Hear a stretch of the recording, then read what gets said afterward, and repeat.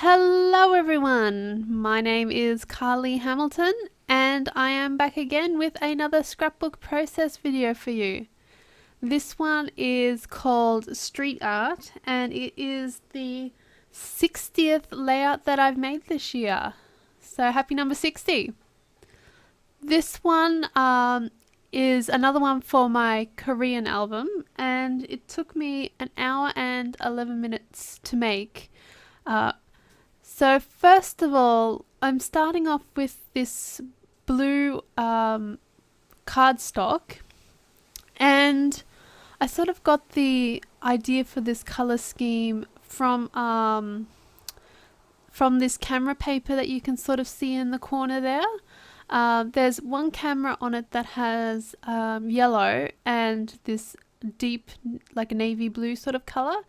And I really liked that color combination, so because of that I decided to pull out some yellow and some blue, and I've also got a bit of orange background paper there. It goes with the rabbit tiger thing in my photo.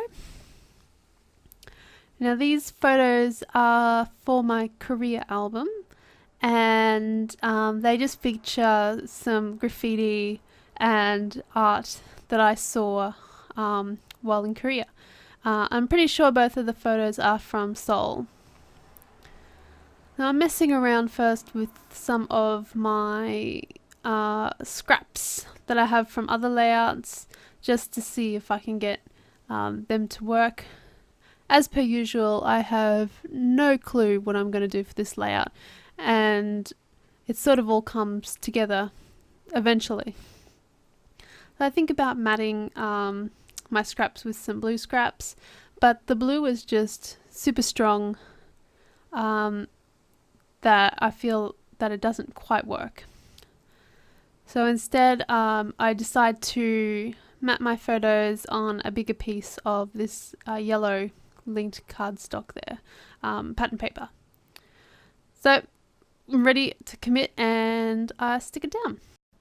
Now, as a scrapbooker, you can imagine that I'm a big fan of art in lots of different forms, and so I really had to take these photos of these like graffiti in Seoul, and I think that the two main ones there, they're probably permanent fixtures. I'm not 100% sure, but they also do have, looks like, some tagging around them as well, which is a bit of a shame. But if you're a fan of art in all different kinds of forms as well, you have to check out this YouTube channel called The Art Assignment. It is really good, and it is a channel that makes you look at art in a different way. And it also is very interactive and encourages you to do your own art projects. And these aren't projects where you need a super amount of, artistic skill. You don't have to be a world-class painter in order to take part. They're really fun and unique art assignments. So if you haven't already, do check out the Art Assignment. It's a highly recommended channel. I love watching it. Now you can see that I have gotten some scraps of paper and I'm sticking one down the bottom of my photos and one up the top of the page, and I'm going to make them the base of where my embellishment clusters are going to be.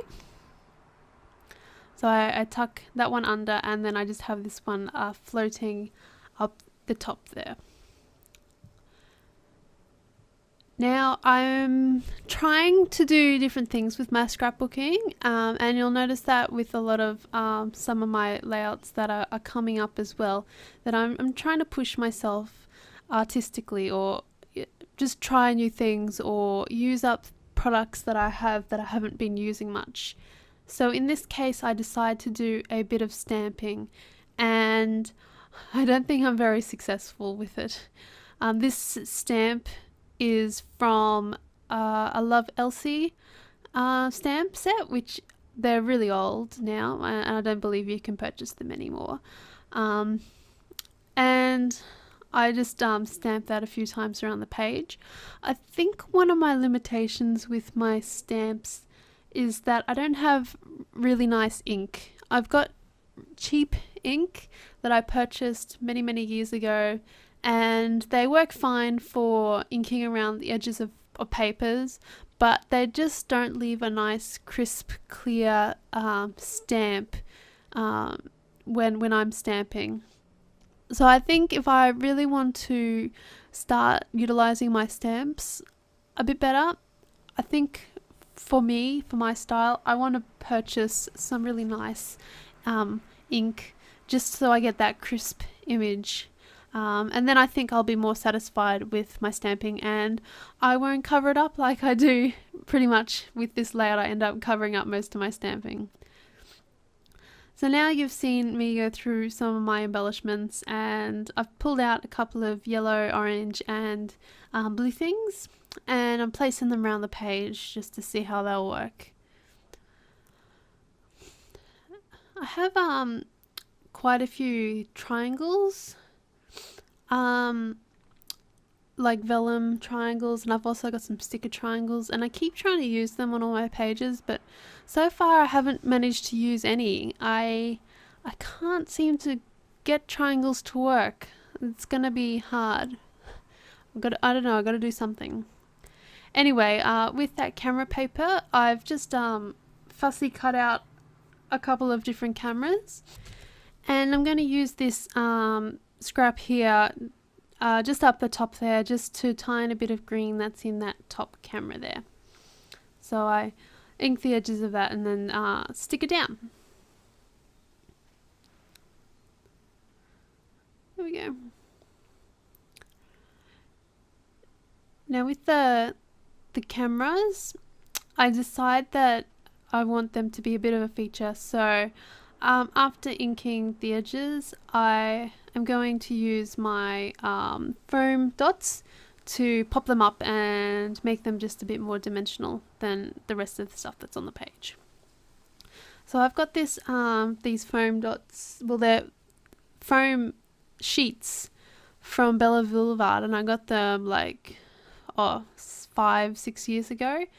They were super cheap, and I like that you can cut out your own shape with them. So you can see now my top cluster is starting to come together. I'm gonna say overall I'm not a huge fan of how this page ends up. I think with a lot of creative people, they don't like what they actually create and other people do, but sometimes you just don't like things more than other things. This is one of the pages that I've done where I'm not too happy with the results, but I'm still going to proudly put this into my album, and as you can see, I've done a video for it.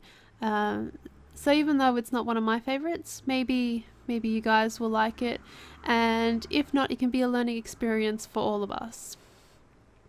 I think some of the things I would change if I was doing this again, I think my clusters don't quite come together as nicely as I'd like them to, and I think that the orange paper background, I don't think that kind of works quite right with this page.